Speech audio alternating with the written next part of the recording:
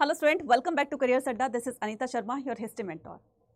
Class test हो, unit test हो, semester exam हो या फिर हो आपके फाइनल एग्जाम, हर एक स्टूडेंट अपने हर एक एग्जाम से पहले एक बहुत इंपॉर्टेंट चीज चाहता है और वो है क्विक रिवीजन। लास्ट स्टूडेंट पर की गई क्विक रिवीजन जो है उनको बहुत हेल्प करती है उनके एग्जाम में अच्छा स्कोर करने के लिए। फिर चाहे वो आपके माइंड मैप के थ्रू से हुई हो, चाहे वो आपके रिवीजन नोट से हुई हो, चाहे वो आपके फ्लो चार्ट से हुई हो। तो ये जो क्विक रिवीजन है ये अच्छा स्कोर करने में भी और सारी चीज़ों को रिकॉल करने में भी आपकी बहुत बहुत ज़्यादा हेल्प करती है। तो इसी क्विक रिवीजन को स्टार्ट करते हुए आज हम करने वाले हिस्ट्री का first chapter brick, beads and bones. इस पूरे चैप्टर को हम एक छोटे से माइंड मैप के थ्रू समझने वाले हैं ताकि सारी चीज़ें रिकॉल हो जाए, सारी चीज़ें रिवाइज हो जाएं और ये जो नॉलेज है जब हम अप्लाई करेंगे अपने एग्जाम के क्वेश्चंस को सॉल्व करते हुए तो ये हमें अच्छा स्कोर करने में बहुत ज़्यादा हेल्प करेगी।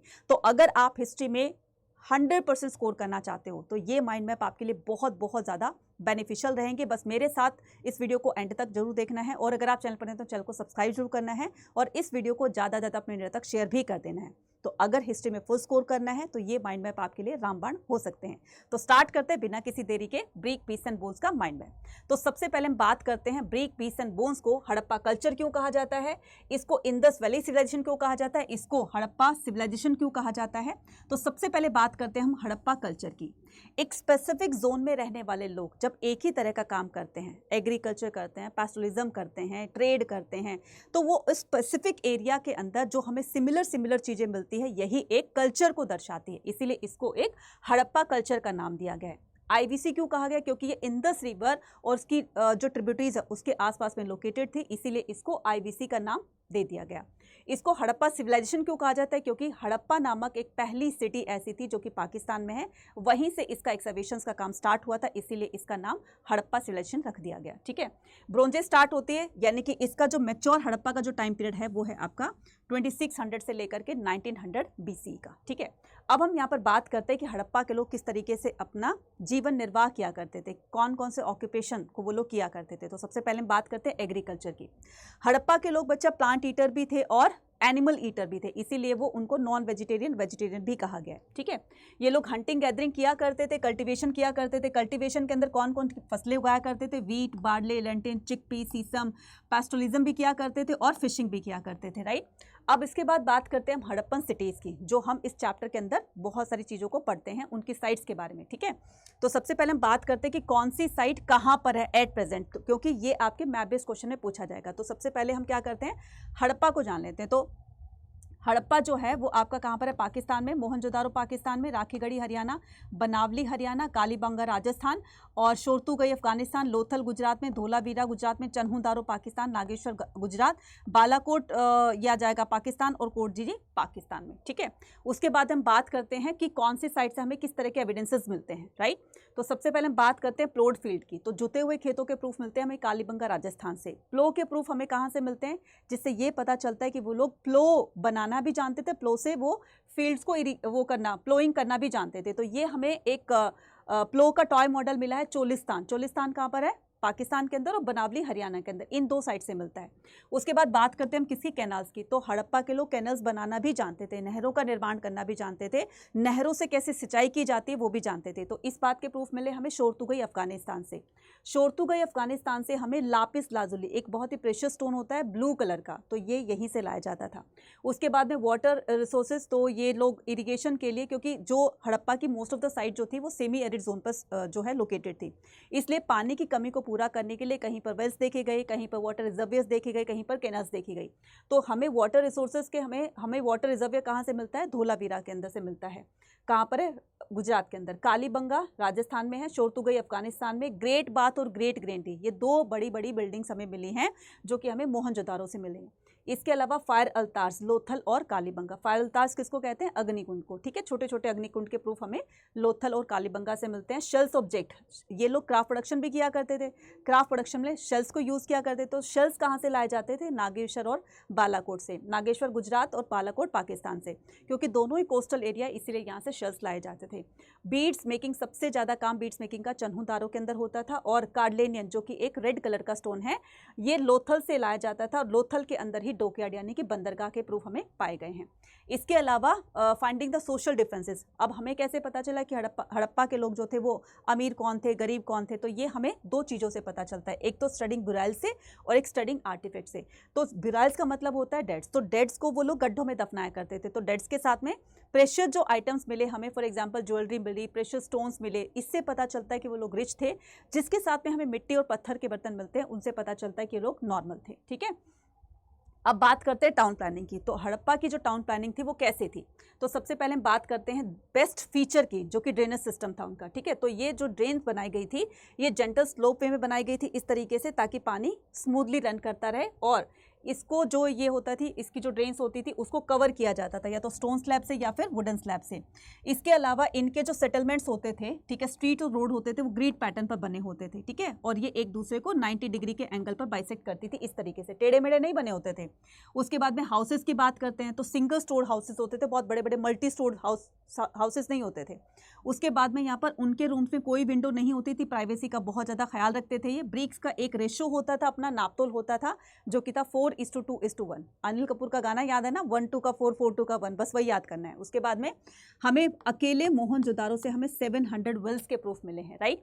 उसके बाद हम बात करते हैं ग्रेट बाथ की। तो ग्रेट बाथ से आपका 8 मार्कर और आपके 3 मार्कर क्वेश्चन में हर बार क्वेश्चन पूछा जाता है। ठीक है, तो ग्रेट बाथ जो है वो एक रेक्टेंगुलर टैंक था, ये बर्न ब्रिक से बना हुआ था, स्टेयर्स बनी हुई थी इसमें नॉर्थ और साउथ साइड में, यानी कि अंदर जाने के लिए और वापस से बाहर आने के लिए नॉर्थ और साउथ साइड में स्टेयर्स बनी हुई थी, और ईस्ट और वेस्ट साइड में इसके चेंजिंग रूम बने हुए थे। अब बात करते हैं किसकी, एंशंट अथॉरिटी की। तो कुछ हिस्टोरियन का मानना है कि पूरी सिविलाइजेशन में कोई अथॉरिटी थी ही नहीं, कोई रूलर था ही नहीं। कुछ मानते हैं कि नहीं, मोर देन वन रूलर थे, जो कि हमें प्रिस्ट किंग की मूर्ति मोहनजोदारो से मिलती है। तो उससे ये पता चलता है कि कोई ना कोई अथॉरिटी रही होगी जिसने सभी चीज़ों को पहले प्लान किया होगा, फिर उस प्लान को एग्जीक्यूट किया होगा, राइट। अब हम बात करते हैं किसकी, एग्रीकल्चर टेक्नोलॉजी की। तो एग्रीकल्चर टेक्नोलॉजी में क्या क्या यूज़ करते थे, प्लोइंग के लिए प्लोज यूज़ करते थे, ठीक है, मल्टीपल क्रॉप्स को ये ग्रो किया करते थे, इरिगेशन करते थे और फूड प्रोड्यूस करते थे। ठीक है, उसके बाद में हम यहाँ पर बात करते हैं सील्स टेक्नोलॉजी की। तो सील्स कैसे बनाते थे, डिफरेंट डिफरेंट टाइप की हमें सील्स मिलती हैं, राइट। किसी में हमें जो है वो एनिमल मोटिव बना हुआ मिलता है, किसी में प्रोटो शिवा की मूर्ति मिलती है, किसी में हमें बहुत सारे प्लांट हो गए, बहुत सारे एनिमल्स हो गए, बहुत सारे ट्रीज हो गए, इनकी मूर्तियाँ बनी हुई मिलती है, किसी में यूनिकॉर्न की मूर्ति बनी हुई मिलती है। तो इस तरह की जो सील्स होती थी ये लॉन्ग डिस्टेंस कम्युनिकेशन के लिए इसको यूज़ किया जाता था। अब बात करते हैं कि हड़प्पा के लोग किस धर्म में विश्वास करते थे, क्योंकि ये रिलीजियस माइंडेड पीपल भी थे, इसी की वजह से हमें फायर अल्तार्स मिले हैं, राइट। तो किस पर ये बिलीव करते थे, तो मदर गॉडेस की बहुत सारी जो हमें मूर्तियाँ मिली वो ये सजेस्ट करते हैं कि लोग इनकी पूजा किया करते थे, राइट। टेरिकोटा फिगराइन, जो कि हमें एक विमेन की मूर्ति मिली है, जो कि हैवी ज्वेलरी पहनी हुई थी, सर पर मुकुट लगा हुआ था, इससे पता चलता है कि ये कोई ना कोई इसका रिलीजियस सिग्निफिकेंस रहा होगा। इसके बाद में प्लांट मोटिव ये सजेस्ट करते हैं, जैसे पीपल ट्री मोहरों में दिखाई गई थी, सील्स में दिखाई गई थी, है ना। सन की पूजा करते हैं, मून की पूजा करते हैं, तो ये नेचर वर्शिप किया करते थे। और साथ में जो हमें सील के ऊपर जो प्रोटो शिवा की मूर्ति मिलती है ये भी सजेस्ट करती है कि हो सकता है ये इनको वर्शिप करते हों। अब हड़प्पा सिविलाइजेशन की जो स्क्रिप्ट थी, अगर तो ये स्क्रिप्ट हम डिसाइफर कर लेते तो आज हम इसको और ज़्यादा जान पाते, क्योंकि इसके स्क्रिप्ट को डिसाइफर ही नहीं किया जा सका, इसीलिए इसके स्क्रिप्ट को एनाग्रामेटिक स्क्रिप्ट कहा जाता है। वैसे तो हमें बहुत सारे इसके इंस्क्रिप्शन मिलते हैं जो कि डिसाइफर नहीं किए गए, लेकिन हाँ सिंबल्स इतने बने हुए थे कि करीब करीब 375 से लेकर के 400 सिंबल्स हमें मिलते हैं। और इनकी जो स्क्रिप्ट होती थी वो पिक्टोग्राफ होती थी, पिक्चर्स की फॉर्म में ये लोग सिंबल बनाया करते थे, तो उसी से मीनिंग होता था कि क्या इसका मीनिंग क्या होता है, उसका मीनिंग क्या होता है, जो कि हमें नहीं पता, इसलिए इसको एक एनाग्रामेटिक स्क्रिप्ट कहा गया है।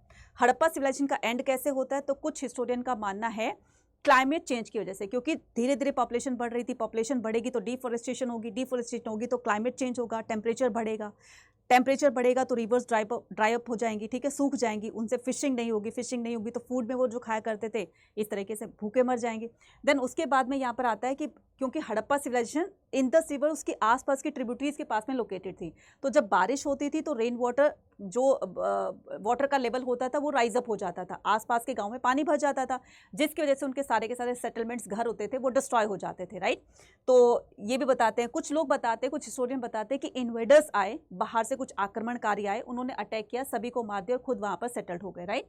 तो ये कुछ रीज़न माने जाते हैं। अब हम बात करते हैं किसकी, discovering of the Harappan civilisation की, ठीक है। तो सबसे पहले हम बात करते हैं कनिंघम के कन्फ्यूजन की, जो कि first director general of ASI थे। इंटरेस्टेड इन, इनका जो एक इंटरेस्ट था वो एंशिएंट हिस्ट्री के अंदर था, जो कि 600 BC से लेकर के जो पुरानी जो हिस्ट्री होती थी उसमें इंटरेस्ट था। तो इनको एक इंग्लिशमैन ने क्या देते हैं, वो देते हैं सील देते हैं। तो इस सील को लेकर के वो कंफ्यूज हो जाते हैं कि इस सील के बारे में मुझे नहीं पता, तो इस सील को मैं कौन से टाइम पीरियड में रखूँ, है ना। फिर बाद में जो रिसर्च की जाती है तब जाकर के वो क्लैरिफिकेशन दूर होता है, ठीक है। उसके बाद में यहाँ पर बात करते हैं जॉन मार्शल की। तो जॉन मार्शल ऐसे आर्कियोलॉजिस्ट थे जिन्होंने ये अनाउंस किया कि हड़प्पा सिविलाइजेशन एक बहुत पुरानी सिविलाइजेशन है जो कि मेसोपोटामिया की कंटेम्प्रेरी सिविलाइजेशन है। तो इस तरह 1924 में उन्होंने ये अनाउंसमेंट की इस नई सिविलाइजेशन के बारे में जो कि थी बहुत पुरानी, ठीक है। उसके बाद में 1944 के अंदर कौन, REM विलर जो हैं, REM विलर, ठीक है, वो ASI बनते हैं, ठीक है, आर्कियोलॉजिकल सर्वे ऑफ इंडिया बनते हैं।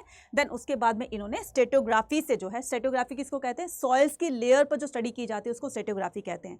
फिर बाद में साइंटिफिक तरीकों से चीज़ों पर रिसर्च की जाने लगी, यानी कि कार्बन डेटिंग फोटिंग एक ऐसा प्रोसेस होता है, किसी भी ऑब्जेक्ट को उसमें रख करके उसकी एज का पता लगाया जाता है। तो फिर धीरे धीरे साइंस इसमें एंटर हुई और तब जाकर के चीज़ों के एक ऑथेंटिक इन्फॉर्मेशन जो है धीरे धीरे हमें पता चलने लगी। अब इसके बाद बात करते हैं इनके वेट्स की। तो हड़प्पा के लोग जो हैं वो चीज़ों की नापतोल के लिए वेट्स यूज़ किया करते थे, लेकिन इनके जो वेट्स होते थे वो एक तो चर्ट पत्थर के बने होते थे, चर्ट के बने होते थे। इनके अंदर कोई मार्किंग नहीं होती थी, 1 kg 2 kg कोई मार्किंग नहीं होती थी, ठीक है। उसके बाद में क्यूबिकल फॉर्म में होते थे, ठीक है, और डेसिमल और बाइनरी जो छोटे वेट्स होते थे ज्वेलरी वगैरह के लिए यूज़ किए जाते थे। बड़े बड़े वेट्स जो होते थे वो हैवी ऑब्जेक्ट्स को नापतोल करने के लिए यूज़ किए जाते थे। इसके अलावा हम बात करते हैं कि कौन सी साइट कहाँ किस रिवर के पास लोकेटेड थी, किसने उसको एक्सकेवेट किया, कब किया, सब कुछ आपका इसमें कंक्लूजन हो रहा है, ठीक है। तो यहाँ पर बात करते हैं हम किसकी सिटी की। तो हड़प्पा सिटी जो है वो रावी रिवर के पास लोकेटेड है। बहुत सारे बच्चे गलती करते हैं कि इंदस रिवर कर देते हैं, गलत करते हो। हड़प्पा पूछा गया तो रावी करना है, ठीक है। पाकिस्तान के अंदर 1921 में दयाराम सानी ने इसको डिस्कवर किया था। मोहनजोदारो जो कि इंदस रिवर के पास लोकेटेड है सिंध, ठीक है, प्रेजेंट टाइम में। उसके बाद में 1922 में RD बनर्जी, राखलदास बनर्जी ने इनको डिस्कवर किया था। रोपड़ सतलुज हो गया, रिवर के पास में है। इंडियन पंजाब है 1953 में YD शर्मा। उसके बाद में लोथल भोगवा रिवर के पास गुजरात में 1957 SR राव। उसके बाद में कालीबंगा घग्गर राजस्थान 1959 BB लाल। उसके बाद में चन्हू दारो इंदस रिवर है सिंध में 1931 में MG मजूमदार। उसके बाद में आलमगीरपुर हिंडौन उत्तर प्रदेश 1974 में YD शर्मा। उसके बाद में है सुत कांजेडो दश्त बलूचिस्तान 1931 ऑरल स्टेन। उसके बाद है बनावली हग्गर हरियाणा और 1974 में RS बिस्ट। देन उसके बाद में है रंगपुर बहादुर गुजरात में 1931 में MS वस्त ने इसको एक्सकेवेट किया था, ठीक है। आई थिंक ये पूरा का पूरा चैप्टर आपको रिकॉल हो गया होगा बहुत ही जल्दी। देखो कम टाइम में हमने सारी चीज़ें रिकॉल कर ली। तो अगर आप वाकई में एक इससे भी अच्छी, इसके साथ में एक जो है वो बहुत अच्छी चीज़ ले जाना चाहते हो, मतलब सैम्पल पेपर हो गया, ठीक है, और आपके जैसे नोट्स वगैरह हो गए, ठीक है, आपके जो MCQs क्वेश्चन होते हैं, अगर आप इस तरह से इनके साथ में ये भी करके जाओगे तो आपके लिए बहुत बहुत ज़्यादा अच्छा रहेगा। और ये सारी चीज़ें मिल रही आपको वरदान के अंदर। तो वरदान क्या है, वरदान बच्चे ये वरदान जो है आपको फ्री दिया जा रहा है, राइट। इसमें PYP बुक मिलेगी, सैम्पल पेपर्स, और ये आपकी CUT जो है PYP मॉक टेस्ट होगा, हैंड रिटन नोट्स होंगे टीचर्स के, और CBSE के MCQ टेस्ट होंगे। तो ये आपका फ्री है जो जाकर के आपको करियर अड्डा की ऐप पर मिलेगा। और ये है आपका वरदान प्रो मैक्स। ये थोड़ा सा आपका पेड रहेगा 99 रुपीज़ में, और बाकी का आगे यहाँ पर मैं दिखाती हूँ कहाँ पर मिलेगा आपको। तो जस्ट आपको क्या करना है, करियर अड्डा की आपको डाउनलोड करके यहाँ पर जाना है, आर्ट्स पर जाना है। जैसे आप यहाँ पर क्लिक करोगे वैसे आपको यहाँ पर ई-बुक पे जाना है। तो जैसे आप ई-बुक पे जाओगे तो यहाँ पर आपको वरदान दिख रहा होगा, राइट। तो इस वरदान में जा करके आपको क्या करना है, यहाँ पर फ्री में एनरोल कर लेना है इसको, ठीक है। तो यहाँ पर देखिए मैं आपको यहाँ पर दिखा देती हूँ कि कहाँ पर है आपकी वो सारी की सारी चीज़ें।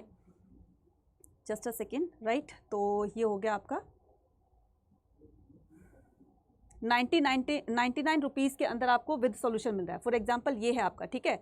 अब यहाँ पर बाय नाउ करोगे ना, देखो ये 0 के अंदर है, आपको कुछ नहीं करना, आपको जस्ट यहाँ पर जा करके आपको इनरोल करना है।